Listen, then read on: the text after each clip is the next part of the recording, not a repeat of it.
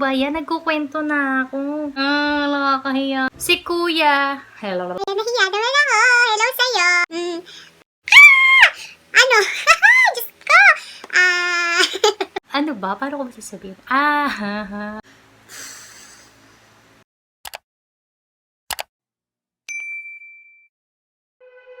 Hi, love! Tanghaling tapat na. Trinay ko na mag-shoot sa labas. Pero, ang init-init. Ang ending. May water. Electric fan over there. Today, I would like to talk to you while I eat. Dahil, wala akong makausap. At gusto kong may makausap.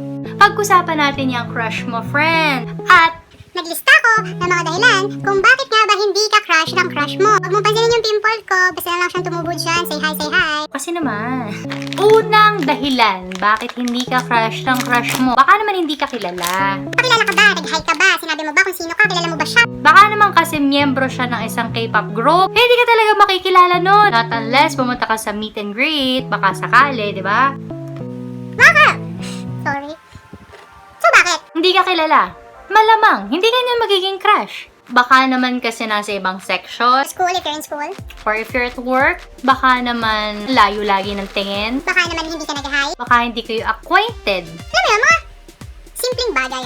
Simpleng bagay. Introduce yourself! Hi, my name is blah blah blah Chismis Eklawo and I live in Quezon City! Ganon! Parang Miss Universe lang. Wala naman masama doon. Tapos sabihin mo sa kanya, sorry nalaglag. Sabihin mo sa kanya, hi, what's your name? How are you? Sabihin mo sa kanya, hi, what's your name? How old are you? Diba lang, umuya lang ako. Ang sarap. Ano gusto mo? Yung strawberry nito, o ito. Hindi kasali yung chocolate kasi lahat naman siguro tayo gusto natin yung chocolate. Pero ito at saka yung strawberry, they're the same. Sorry sa mga na-trigger. Hindi ka niya kilala. Kilalanin mo siya. Anong gusto niya? Anong ayaw niya? Bigay mo din sa kanya yung mga informations about you. Pero hindi yung mukhang... Kinakaran mo pag-stalk ha. Ibig ko lang sabihin, be friend with the person. Be friends with the person. Not unless, imposibleng mangyari yun. Eh, hindi naman yung posible yun. Lagi may paraan. Hanggat may paraan. Hindi pa natatapos ang laban. Charot! Mostly ako, nakikilala ko yung mga crush ko. Dahil sa talent, ganun. Sometimes kasi classmate or friend ng friend ko, ganyan. Mga ganung type ng crush yung nagiging crush ko. Baya, nagkukwento na ako. Ano? Ano boyfriend ko? Ko! Ano ba yun? Nahiya naman ako. Hello sa'yo, ex ko. Charot. So, gaya nga niya, Ay, ay, ay. transferi siya sa school namin, no, nung high school. High school ako nag-unang boyfriend. Whatever. He was the silent type of guy who sits in the front row, not minding anyone's business. And then, si ate mo girl, kasi nga ito siya. Pinapunta doon sa classroom nila para... Magbigay ng mga greetings, ganyan, whatever. So, fast forward, na-crush ko na siya. Yung pinsan ko kasi, sa school din namin pumapasok. At yung classroom nila ay katabi. Tapos may CR sa gitna. Every lunch break, susundin ko siya. Dala ko doon syempre, tingin-tingin, ganun. Tapos, after lunch break naman, ihahatid ko si Pinsa doon sa room. Ano naman si ate girl, tingin-tingin na naman. That way, kinikilala ko na siya. Nakakahiya, ano ba? Pagkatapos nun, Kilala ko na siya na mabuti. Kilala ko kung sino yung friends niya.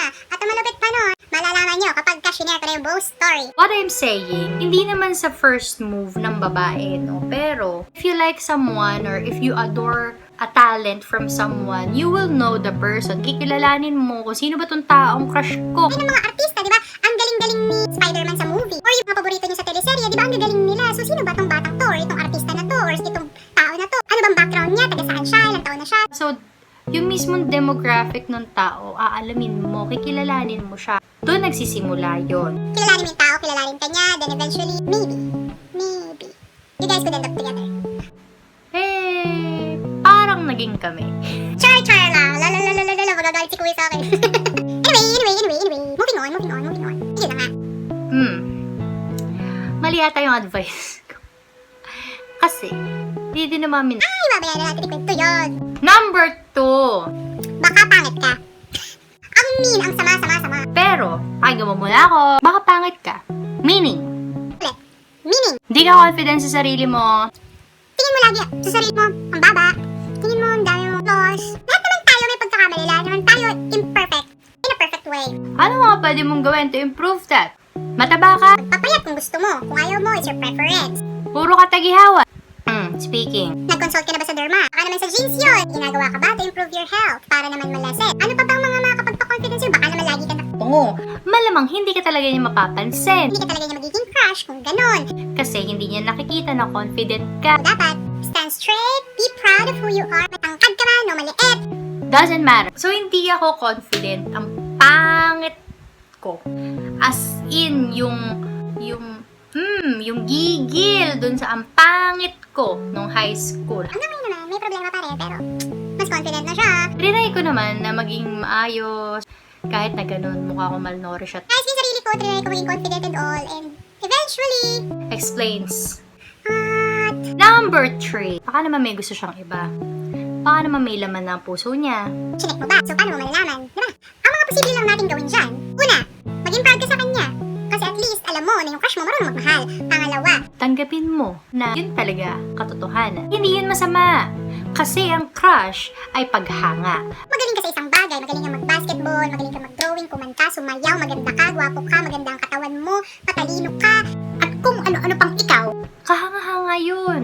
At hindi yun dapat ikinahihiya. Kaya nga, may mga tao na mas confident, may mga tao na mas proud kasi alam nila yung value nila at dapat malaman mo din ang value mo. So, kung gusto mo na mapansin ka ng crush mo, I-value mo din ang sarili mo.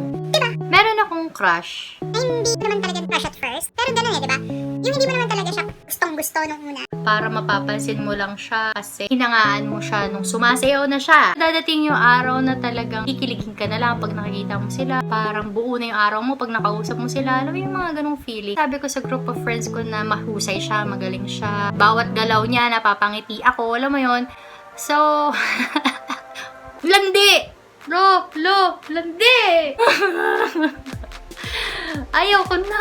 Nung nag-program na sa school, isigaw nila yung pangalan ko habang humahataw siya doon sa stage. Salamat sa mga kaibigan ko nung college. Guys, you're awesome. Nakakahiya, pero kinikilig ako. To be honest, as in complete honesty. Kinilig ako noon talaga as in. Yun na nga. Gusto kong banggitin yung buong pangalan niya kasi napakahusay niya talagang mananayaw. Ito siyang dance instructor and an awesome choreographer. Si Les Paul Sanyes. Hindi kasi Napakahusay niya at meron siyang mga dance classes. So, sa mga gusto ma-enhance pa or ma-develop pa ang pagsayaw nila, yun, kontakin nyo na si Les Paul. Kasi talaga, humble, napakabait na tao, at talagang napakahusay. ano ba yan? In-exploit ko yung sarili ko. So, number 5. Kaibigan mo ba siya? Kaya hindi rin niya magustuhan kasi friends kayo. Hindi yan problema. Alam mo bakit? Kasi, Hindi na ako kumain. di ba kung magkaibigan kayo, mas madali mong ma-express yung sarili mo. So, bakit ka mahihiyang sabihin? Kasi baka mag-end yung friendship nyo. Paano kung gusto ka din pala niya? Ay, Paano kung sabihin natin, oo, gusto ka din pala niya? Kasi alam mo, complicated yan eh. Mahirap. based on my experience. Sakit. Grabe. Kaya, ang may sasuggest ko lang, ang may advice ko lang ha. Kung talagang buo yung desisyon mong malaman niya na gusto mo siya, Then go ahead, tell him, tell her. wala namang masama, kaibigan mo siya, it doesn't matter. Pero depende pa rin sa tao. For me, it will not diminish our friendship. Kung ayaw mo sa akin, okay lang, as long as I was honest. But for you, kung hindi ka naman magiging comfortable na gusto kita, Actually, hindi naman gusto eh. Hinahangaan ko lang isang parte sa'yo. Ulitin natin yun. Hinahangaan ko lang yung katangian mo. Okay? it doesn't mean na gusto kita, papakasal na kita, tayo ng dalawa, binoyfriend na kita, ginorfriend na kita, hindi. Gusto ko lang yung isang aspeto sa kung sino ka. Okay? Okay, ginagalit niyo ako eh. And so, friends, it's fine. Friendship won't be ruined. So, relax ka lang. Crush ka lang ng kaibigan mo. At dun sa kaibigan na may crush, Be strong. medyo komplikado. Pero, kung totoo yan, got you. Be strong. Next. Number 6. Number 7. Ay, kulang. Next. 9. Chuk. Ay, kulang. 9. No. Number 10. Sabi, bakit hindi ka crush ng crush mo? Kasi, Hay! Meron pa ako naging crush. It turns out na... Ewan ko.